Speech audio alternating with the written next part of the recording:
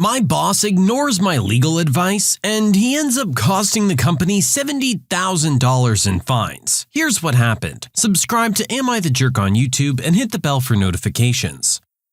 Several years ago, I worked as a local delivery driver for a steel processing plant. We would take stock units of plate and structural steel and process them into parts our customers could use. Some processes, such as painting, would go out to a third-party vendor and then come back to us for shipment to the customer. I worked on a set routine: deliver to the paint shop in the morning and bring back the orders painted the day before. While that trailer was being unloaded, I would hook another trailer and deliver finished orders to a customer about 70 miles away from the shop. This delivery had a hard appointment time of 2 p.m., and I could not miss it. When I returned after making that delivery, I would finish the day with short deliveries or pickups as needed and then go home. It was an easy, stress-free job as long as I stuck to the routine and made my appointments on time. Communication between departments was poor though, and it disrupted the entire process. For example, the scheduling department might think a certain production run had been finished and was gone for outside processing when, in reality, the production department hadn't even started the order yet. I spent a lot of afternoons driving around in an empty truck chasing phantom orders that I knew had never been delivered because some office drone wanted me to check and make sure, or running hot orders out to vendors that were overlooked during my morning trip. Enter my main antagonist, one of the first shift production supervisors. I was constantly butting heads with him because he forever tried to hold up my truck for last-second add-ons. This wouldn't have been a big deal except that they almost always interfered with my 2 p.m. delivery, the one I had to be on time for. I kept explaining that I could do his errands in the morning or afternoons, but he couldn't mess with the middle of my day. He was arrogant and condescending with everyone, but took a special dislike towards me because I wasn't in his chain of command, and wouldn't bend over backwards to accommodate his wants. It didn't help that my direct supervisor was a milquetoast little man that avoided conflict at any cost. I ended up taking a lot of heat from this production supervisor even though he couldn't really punish me for meeting my other work obligations. Things finally came to a head when the supervisor came up to shipping with a large order that needed to go to paint. I was about to leave for my 2 p.m. customer and told him so, but I had room left on the truck. If he wanted to load his parts on, I would deliver them on my way back from my primary delivery. This wasn't good enough for him. These parts were behind schedule and had to get painted immediately. If I delivered them in the afternoon, they wouldn't get painted until the following day, which would put him further behind. To top it off, this order required a special marine-grade paint that had been mistakenly delivered to our company location instead of the paint shop, and it all needed to go ASAP. We began our usual back and forth. I had a delivery appointment. I could do what he wanted, but I couldn't do it on his schedule. After a heated conversation where he devolved into rudeness and name-calling of a nature unbecoming of his position, he said, "Fine, I'll take it myself in the other truck." In addition to the tractor-trailer that I drove, we had a smaller delivery truck on hand for occasional use. He decided to drive it on the down low, loading it up and heading out without telling our shipping department. This would have been a grand idea, but driving either truck requires a commercial driver's license, which this supervisor did not have. I pointed this out to him, to which he replied that he was only going up the road, and that everything would be fine. I pointed out that he didn't have a hazardous materials endorsement to transport the paint. Again, he was just going up the road, and I needed to shut the heck up, write him out directions to the paint shop, and get out of the way, since I was effing useless anyway. So I did just that, and wrote him out a perfect set of turn-by-turn directions. This paint shop was about 30 miles up the road, but I knew, and he didn't, that about 15 miles up the road was a DOT way station that always had at least 2 state troopers inside, and at least one of them was a commercial enforcement officer. The truck this supervisor wanted to drive wasn't equipped with an easy pass transponder that would allow him to bypass the scale, and I knew, given his already demonstrated ignorance, he wouldn't know that he was required to pull in. I figured he would blow right past and that one of those troopers would put down his coffee long enough to chase him down and find out why. To my great delight, that is exactly what happened. The troopers saw him drive past and pulled him over. Then they escorted him back to the way station for a thorough inspection. For those unfamiliar, the transportation industry is highly regulated. Some might say it's overregulated, but anyone that makes it a career knows it's best to follow the laws or face some serious consequences. The supervisor didn't know any of this and was like a lamb to the slaughter. The DOT inspector ripped him to pieces. Among the biggest infraction, he was cited for no CDL, $2,500 fine up to $10,000 to the company, misdemeanor charges, 90-day suspended driver's license, no hazmat endorsement, no documenting paperwork for the hazmat,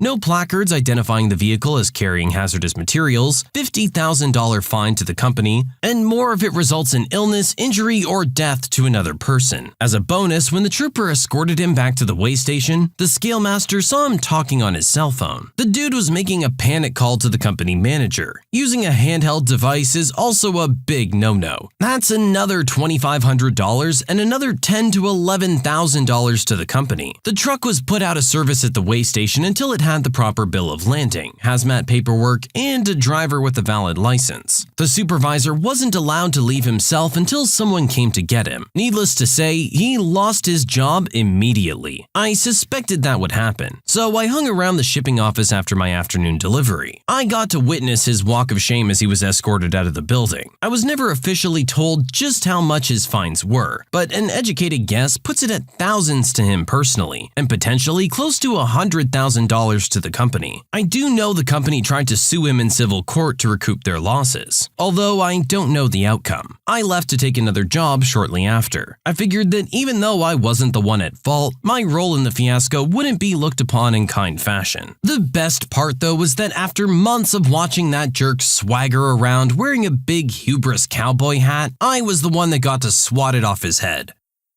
Honestly, I'm going to be looking at whoever decided to make this guy a supervisor. He clearly has no idea how this works. Although you did make it pretty clear that you don't work directly for him. Seems like more than anything, he should have just kept his mouth shut. If you don't know how it works, best you just stay out of it. It sounds like you were trying to be reasonable with him, telling him that you would get to it, you just can't get to it right that second, which is totally understandable. And I'm sure he's aware of this hard 2 p.m. delivery you have by now. But whatever gave him the idea that he could go ahead and do it himself is just insane. That's not how things work. You tried to warn him. Maybe not as much as you should have regarding the actual stop, but hey, you tried to warn him that he wasn't ready to do it. It kinda sucks that you felt you had to quit too, cause it sounds like you did your job pretty well. But I'm sure you're kicking it over at the new job, no problem.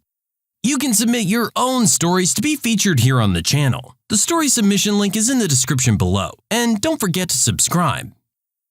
Entitled parent seems to think that they can just cut in line at Disneyland. It's time for another entitled parent at Disney. This day I was off, so I went to the park as a guest. Important because I overheard but did not join in. For our cast today, we have cast member, entitled father, and entitled kid who needs a good smack on the butt. So I was sitting nearby a fast pass entrance to a ride when I overheard this. We'd like to ride. How much to use this entrance? What? You don't need to pay for a fast pass entrance. You just need a fast pass. Well, what's that? I couldn't understand how this man doesn't know what a fast pass is. This was towards the end of the paper fast passes. If you go over to those machines and scan your park ticket, it'll give you a return time so you don't have to stand in the main line. Well, we want to ride it now. Entitled kid starts playing with the chains for the quo line. I'm bored, Daddy. Can we go on the ride? Yes, entitled kid. Then he said to the cast member, yes, we will, and we won't be waiting in line or waiting for a return time. Sorry, you can't just cut in line or use the FastPass entrance without a return time. I will not wait in line. Do you know how much I paid to be here? A guest in the main line said, not more than me or my family. The entitled father was furious. Would you like to talk to a manager? Why not? I'll get you fired for not doing what I said. He lowered his voice when he noticed the two Disney security looking at him. Just let us on now. No fast pass, no entrance. The entitled father stormed off without talking to the manager when he noticed that Disney security was now within a few feet of him. come on, guys. It's a theme park. We all paid to be here. We all know it's expensive, especially Disneyland. And yeah, you're gonna be expected to wait in some lines. If you're not ready to do that, don't go to Disneyland. I don't know what to tell you. It's part of the magical experience. Seriously though, I don't know why people assume that they deserve special treatment over everyone else. We're all here in the same boat. Sorry, you gotta deal with it.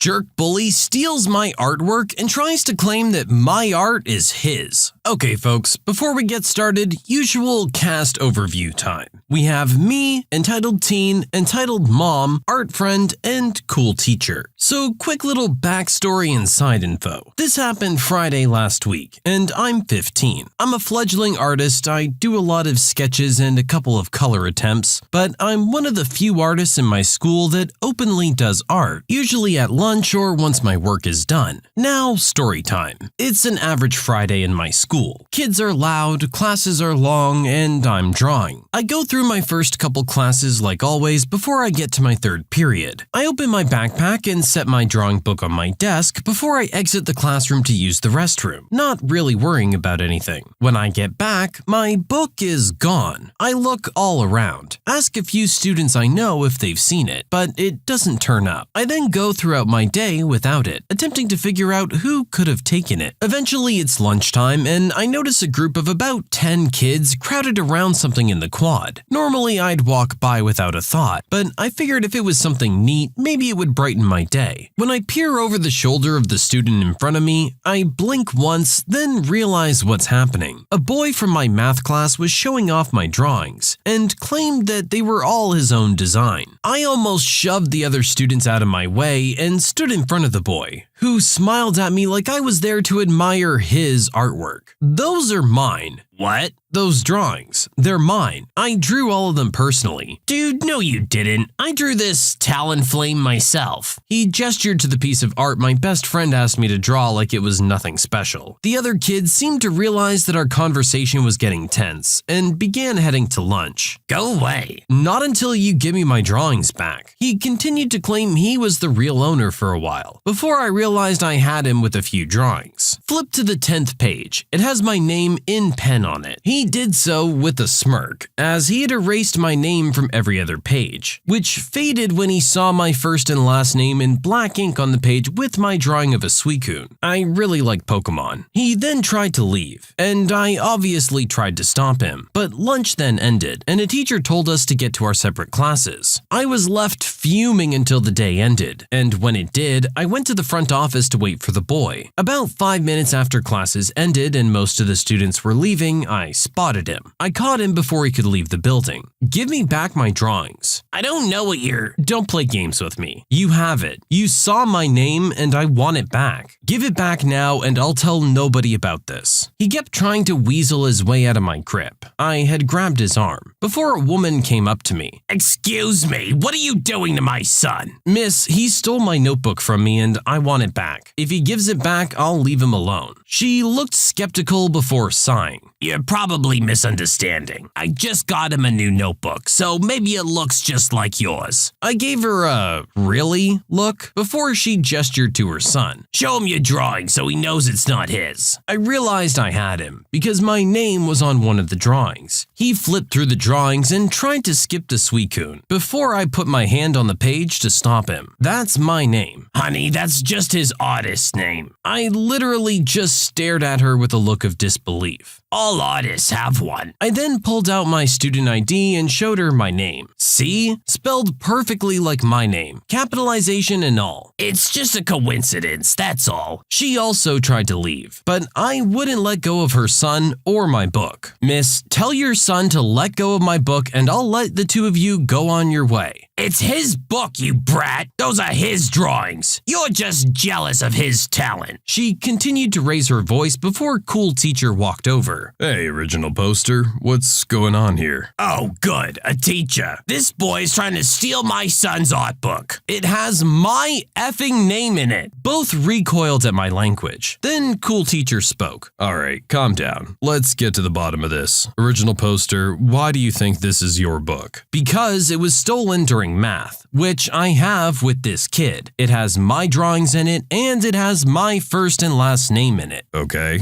good. Now, why is it your book? The boy and mother made a jumble of excuses that just ended up confusing cool teacher. He took the book and looked it over without opening it. It has no name on it. I forgot to put mine. I still don't know if I can say it's yours. He had only seen my book from last year, so I don't blame him. As he began to open it, arms wrapped around me. Art friend hugged me from behind. Hey, art friend. What's happening here? The mother stepped forward. This boy is trying to steal my son's art book. Cool teacher looked up from the first page. Calm down, miss. They just want to know what's happening. They have no say in this. They'll probably just say it's his because they know him. Cool teacher looked at art friend, who he knows I often draw with, and had an idea. He flipped to a page with an incomplete drawing and asked art friend, Have you seen original poster drawing this? Yeah, he drew it in lit but didn't finish. The woman opened her mouth before art friend turned to the page with my Suicune. He also drew this for me last week. See, there's his name. The boy seemed to be regretting his choices, while the mother seemed ready to explode. Cool teacher remained calm. Mystery solved. Here you go, original poster. He gave me my book and turned to the mother as me and art friend left to go to the library, where we talked until our parents picked us up.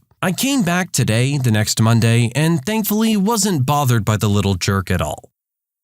Well, hey, you know what they say, imitation is the sincerest form of flattery. Obviously, this kid really liked your drawings if he was willing to steal your book and try and claim that they were his. Regardless, I totally understand why you would get so upset. You're obviously very proud of your work, and I'm sure you have every reason to be. You don't want someone else, A, taking it, B, trying to claim that it's theirs. I'm sure you have a lot of drawings in there that you really care about, like the one you did for your friend. Thankfully, you had at least one cool teacher around who had your back and could use his head to solve a problem. Why the mother of this story would choose to reinforce her son's negative behavior is beyond me, but some people just can't admit that their little angel maybe isn't as perfect as they would be led to believe. God forbid they could ever do anything wrong.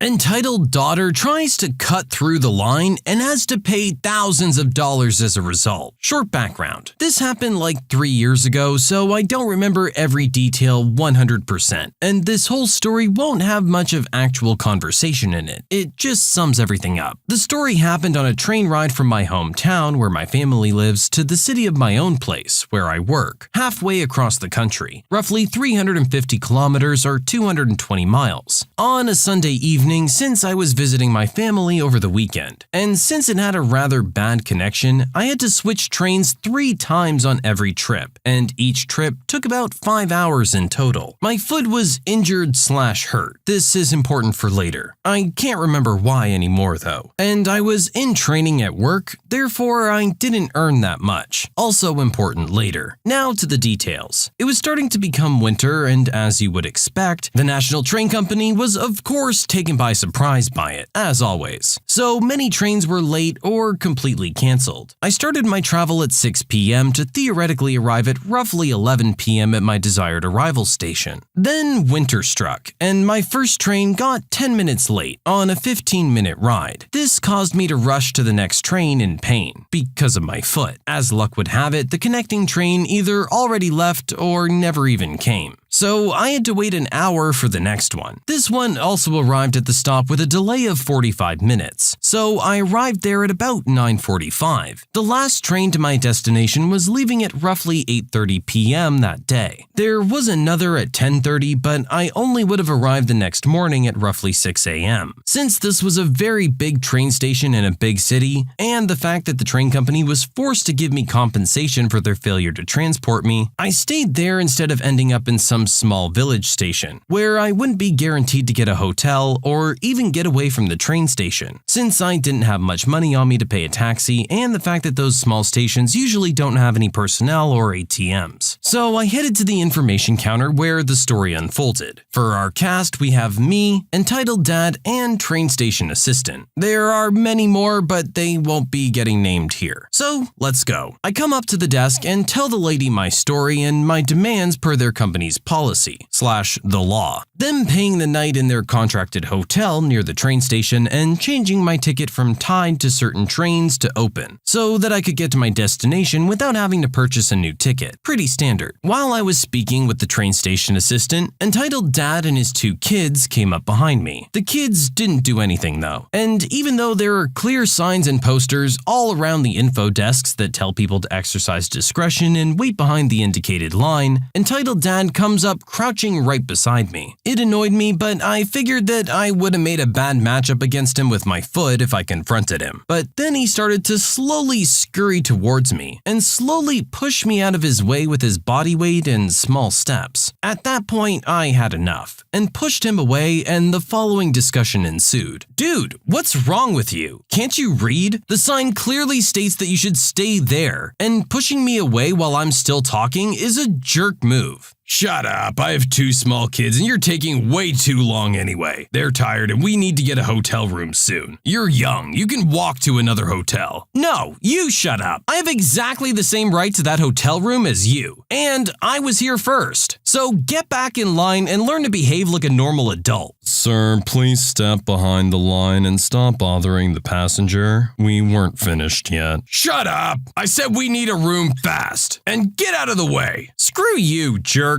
He kicks my legs away, causing me to fall hard on the granite floor with my elbow, and now completely twisting my injured foot. Security. Please be reminded that one security guy, another train assistant, and 2 other passengers were standing right next to us on the second counter during the whole situation, and saw everything. Well, the security guy grabs and fixes entitled dad on the ground. Entitled dad's kids are crying and scared, as to be expected. The 2 train assistants tried to console them and called the police, and the other passengers helped me, as I was in severe pain, and called me an ambulance. The police took statements and identification from everyone and let everyone go, since they had no reason to arrest him immediately. Then the whole after story hit him full force. I had to stay the night and next full day and night in the hospital for checks, and was then let go on crutches. My ankle was sprained, but my elbow was fine. Since I still couldn't walk well enough / was in too much pain to take the train, I had to call a taxi to drive me 200 kilometers or 125 miles to my own place. In hindsight, it would have been better to get back to my family. But, well, you're always smarter afterwards. My parents quickly send me money to pay for it via PayPal, after they heard the story and my plans. So I didn't have to go to work for a month, since that job required me to stand and walk all day, and had time to get a lawyer. My parents lent me the money for it, since I could have never afforded the lawyer, and sued the guy in civil court. I didn't try criminal court since it wouldn't have brought any personal gain for me. In the end, the judge granted me damage pay of roughly 400 euros for the pain, and another half for my monthly pay for financial loss, and because the guy behaved like a jerk in court, insulting me and the judge, lying and screaming and things like that. And of course, entitled dad had to pay his and my lawyer costs, and the court costs, as is standard. The thing is, I didn't even have a high financial loss, since my employer still had to pay my salary while I couldn't work. I just had to order enough food for the next few weeks, since I couldn't go grocery shopping that well. Entitled dad felt like this was unfair and appealed. Well, let's just say the next judge upped the damage pay by roughly 100 euros, because entitled dad still behaved like a jerk. He didn't try a next round. So, to sum it up, he most likely lost 4 lawsuits, 2 against me, 1 against my health insurance, and 1 against my employer. Had to pay damage of around 500 euros, roughly half my salary for financial loss, another 500 euros, my taxi bill for the ride home, special long-distance taxi so more expensive, plus the driver's ride back into the original city / his operation zone, another 850 euros. My lawyer costs 3,000 euros, court costs also easily a few hundred, his own lawyer, most likely not cheaper than mine, probably all my hospital bills, the crutches, painkillers, etc. My actual salary and all the lawyer and court costs for those lawsuits as well. I said probably for the medical and salary payments because I don't know if they sued, or if everything was paid for by his insurance, which is highly likely, and that just means that his premium has gotten higher. So yeah, I alone got roughly 5,000 euros from that jerk, plus all the rest that he and his insurance had to pay. Really goes to show you that sometimes your actions have long-reaching consequences. This guy was getting impatient about the delays on his train and ended up shoving his way in front of someone else, knocked them over, and ended up costing himself thousands of dollars. Not to mention getting arrested and not making the train that night anyway. All because he didn't want to have to wait another 2 to 3 minutes to be able to talk to the associate. It's kind of ridiculous when you break it down like that. I'm willing to bet if you asked this guy if it was worth it, he'd probably tell you no.